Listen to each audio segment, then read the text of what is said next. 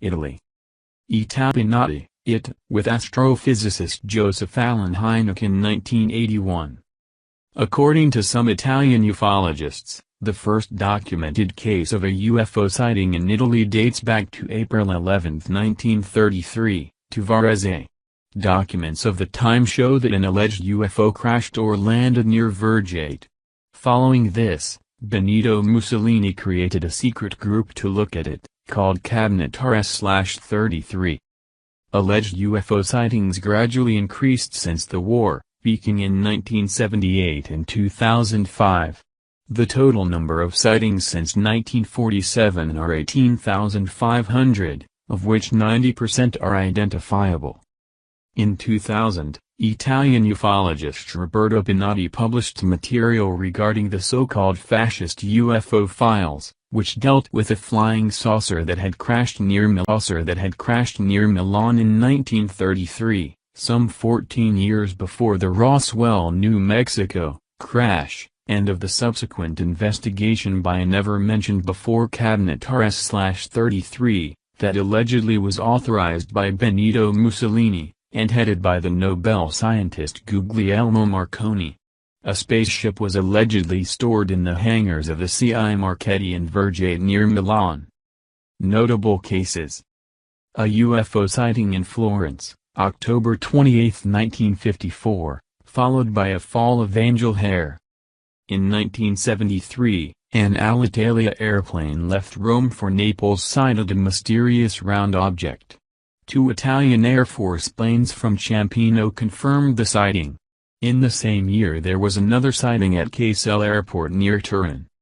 In 1978, 2 young hikers, while walking on Monte Musi near Turin, saw a bright light. One of them temporarily disappeared and, after a while, was found in a state of shock and with a noticeable scald on one leg.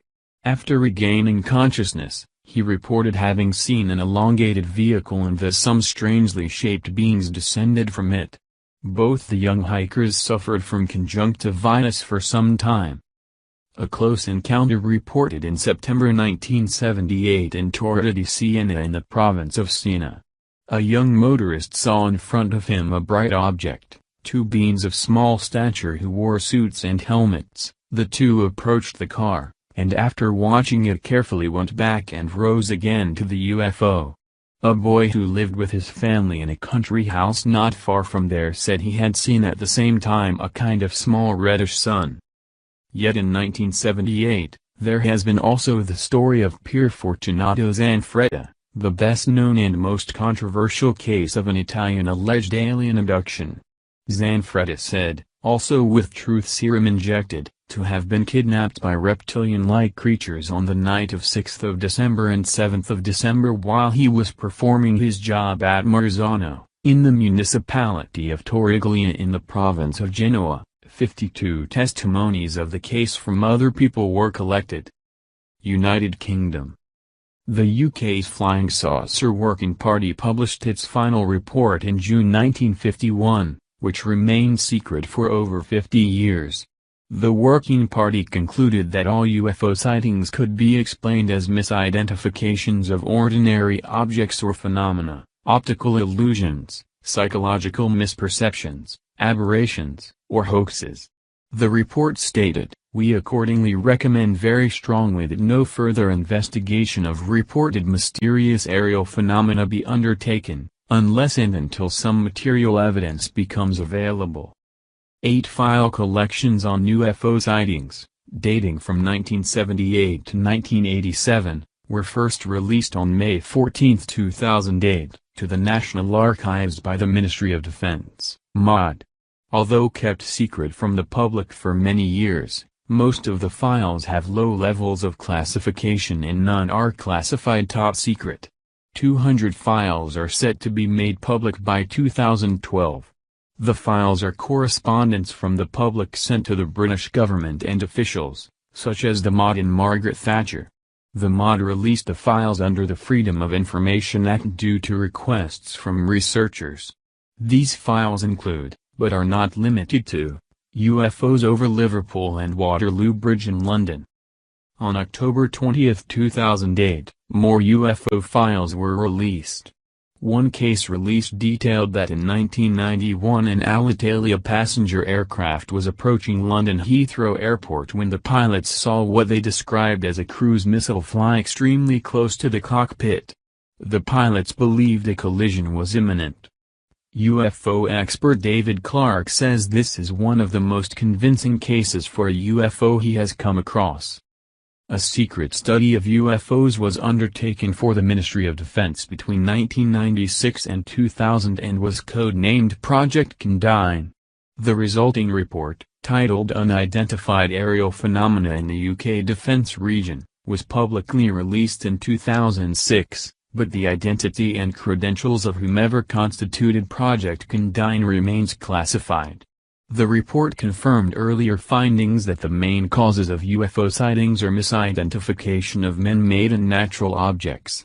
The report noted, no artifacts of unknown or unexplained origin have been reported or handed to the UK authorities, despite thousands of unidentified aerial phenomena reports.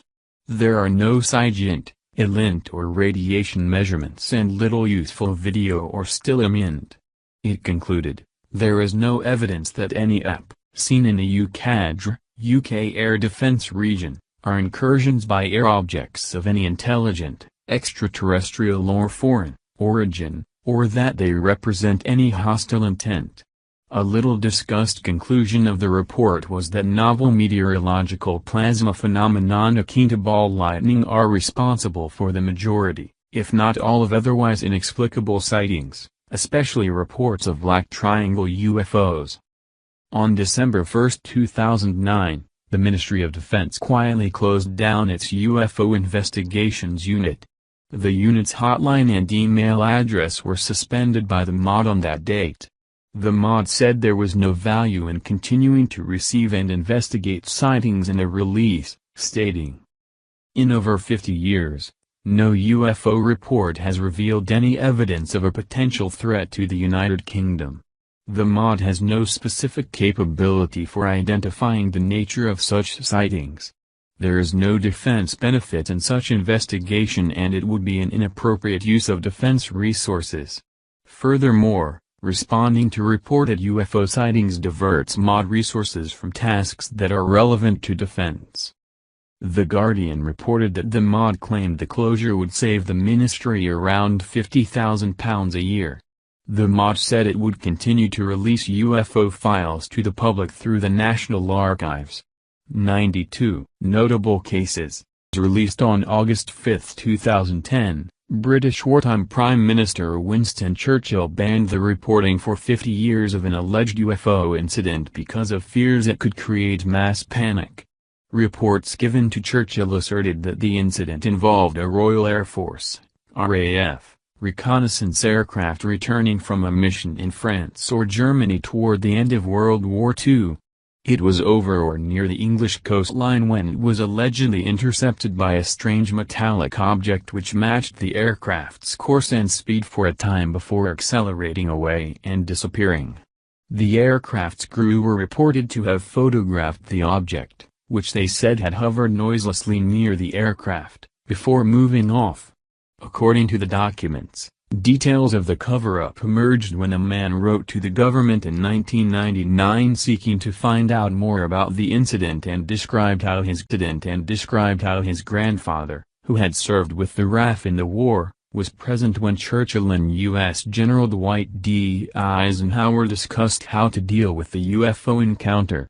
The files come from more than 5,000 pages of UFO reports, letters and drawings from members of the public, as well as questions raised in Parliament. They are available to download from the National Archives website. In the April 1957 West Freyug incident in Scotland, named after the principal military base involved, two unidentified objects flying high over the UK were tracked by radar operators. The objects were reported to operate at speeds and perform maneuvers beyond the capability of any known craft. Also significant is their alleged size, which, based on the radar returns, was closer to that of a ship than an aircraft. In the Rendlesham Forest incident of December 1980, U.S. military personnel witnessed UFOs near the airbase at Woodbridge, Suffolk, over a period of 3 nights. On one night the deputy base commander, Colonel Charles I. Halt, and other personnel followed one or more UFOs that were moving in and above the forest for several hours. Colonel Halt made an audio recording while this was happening and subsequently wrote an official memorandum summarizing the incident. After retirement from the military, he said he had deliberately downplayed the event, officially termed unexplained lights, to avoid damaging his career. Other base personnel are said to have observed one of the UFOs, which had landed in the forest, and even gone up to and touched it.